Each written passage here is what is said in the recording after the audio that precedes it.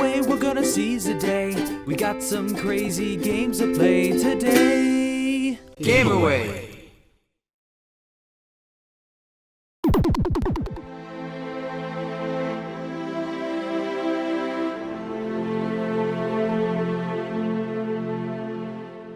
Hey gamers, Billy from Game Away here to bring you my review of Destiny 2, the latest entry in the Destiny franchise that takes what fans liked about the original and adds a plot to it. Can this game change the low opinions that people have towards the series, or will it be just as underwhelming? Let's find out.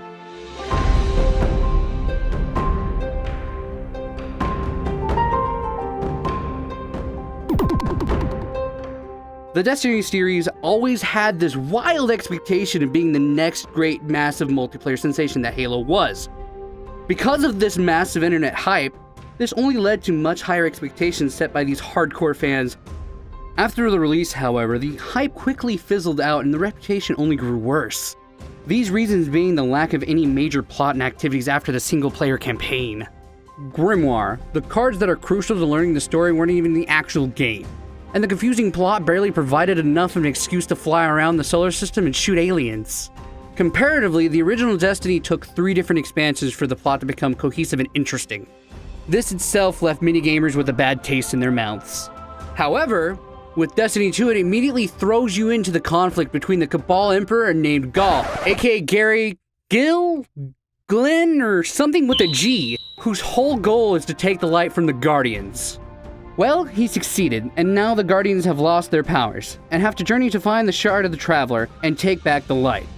After completing the main campaign, which took about 6 hours, there was a strange lack of activities to delve myself into, besides crucibles and strikes, but I'll get to those in a moment.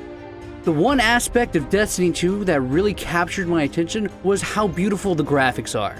Bungie went above and beyond in crafting the awe-inspiring visuals, and the soundtrack didn't go without love, as the orchestrated music perfectly accompanies the mood of killing your foes. Bungie is really trying to wipe the slate clean and apologize to fans by streamlining the access to modes, storylines, and gameplay, and the fruits of their labor have given them redemption.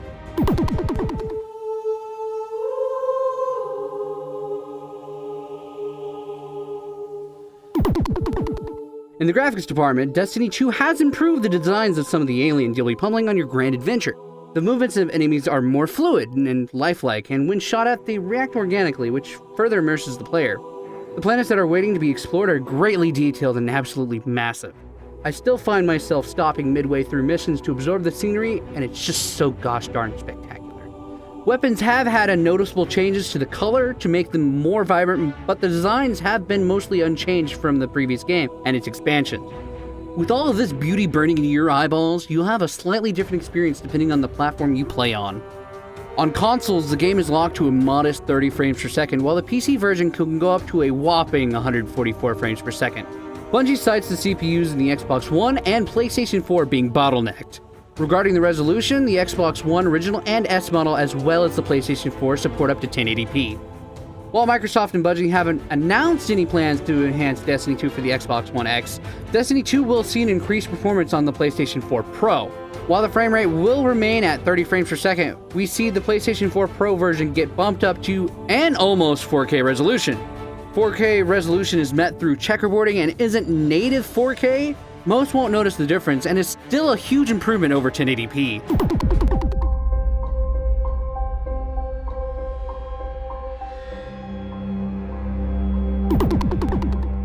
One of the more acceptable gameplay components of Destiny were the special abilities that assist you in battle. Solar, Arc, and Void are a few returning ones in Destiny 2.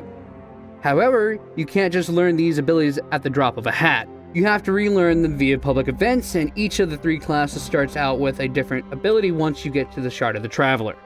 The Warlock, for instance, is capable of dropping Rifts of Light that can be set to either heal or boost damage. It also has the ability that are geared more towards crowd control rather than focusing on a sole powerful enemy.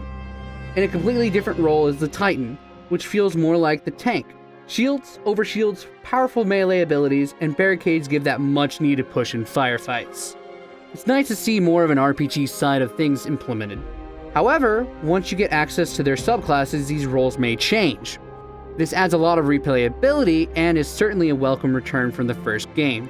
Crucible has also returned and has been refined to give more focus on teamwork and not brute strength. Depending on the mode, there will be various objectives to complete. These modes are Clash, a traditional team deathmatch. Work with your team to kill the opposing team more times than they kill you. Control, capture and hold up to 3 points in order to increase your team's score and boost the points scored for kills. Countdown, an attack defend mode, where on rounds one team must plant a bomb at designated point and defend it until detonation in order to score, while the other team fights to defuse it. Survival, a more strategic team deathmatch, where each side of 4 has a limited stash of 8 lives to cover the entire team. When all lives are used up, the round is lost. Adventures are the new side missions, and they are designed to give more insight into the plot of Destiny 2. Yes, this means the end of the infamous Grimoire cards, and now explains the story so even newcomers of the series can understand. Sharks are a form of dungeon crawlers that I found offered a ton of challenges with some really good loot to boot. Lost sectors are hidden areas in the game, which can be found by looking for a specific piece of graffiti. While it's possible to repeat them and get loot each time though, I found myself wanting more. The ones I explored lacked difficulty and were more about killing all the enemies than completing a more specific objective. On the other hand, I got plenty of challenge out of the Destiny 2's public events. Each one has the player completing more specific missions that are less about killing enemies and more about gathering tokens, Destiny's currency. There are tokens on each planet and in the Crucible, which you earn for doing various activities and in turn, trade in with various NPCs for rewards. It's simple and easy to understand. In Destiny's expansions, Bungie often pushed these under the rug and stored them to their own dedicated areas. It's nice to see them out in the open and easily accessible to players.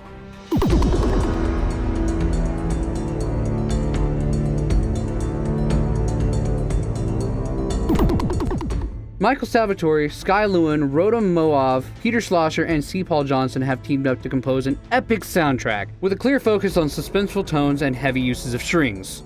A live orchestra has been used for the majority of the tracks and really shows the amount of attention to detail putting into creating a fitting sound. Here, take a listen.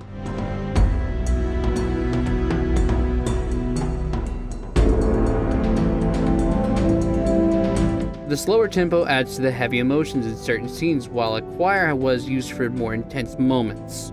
Out of the entire soundtrack, there was only a handful of tracks that actually had a faster pace for combat. Every other track was slow and string heavy. For the rest of the game, combat noises are all there. Guns sound like guns, the voice acting is top notch as usual, and the environment noises are wonderful to take a listen to. I couldn't find anything wrong in the audio department, so this gives my seal of approval. The age-old question. Should you play this game? Yes. Destiny 2 fixes many issues that plagued the original game, and expands on its unique world with engaging gameplay, and a campaign that will keep players returning for more with future expansions. Even if you haven't played the original, or are a hardcore fan of the series, Destiny 2 will have something for everyone. Aw geez, thank you guys for watching my review of Destiny 2. If you made it this far, it means you valued my opinion. If not, don't leave us hanging, come on. Consider sharing this on your social media pages, Facebook, Twitter, and one of my favorites, Reddit. Also, don't forget Pornhub. Oh, most definitely Pornhub. Oh yes, yes. It's my favorite. I think we should, you know what, subscribe to our Pornhub channel. YouTube's dying. Pornhub is the new YouTube. Get on it. Son. Drop the mic, but don't actually drop the mic.